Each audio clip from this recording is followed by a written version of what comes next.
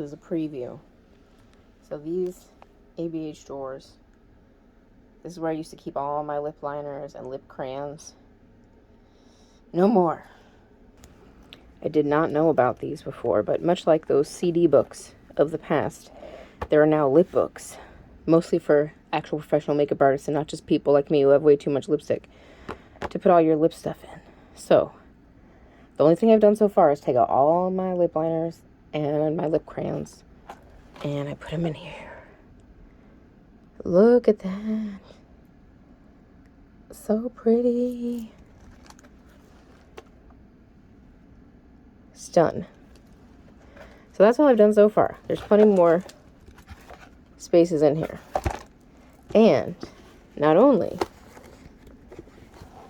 do we have that one, but we have a baby one that's silver. And we have another big one. This one's gold. It's just like the same size as the red one. So that will be coming up soon, is my attempt to organize my lip stuff, because at one point it was okay, but now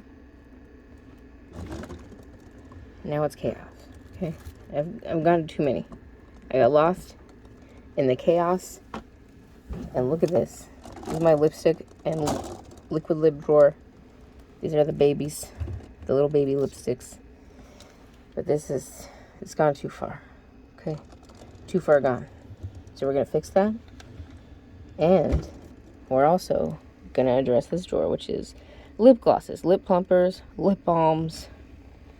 Look at that. It's not super bad, but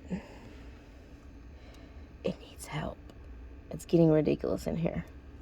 So, with those 3 lip books, we hope to have a better outcome for our lip products. We shall see. Coming soon.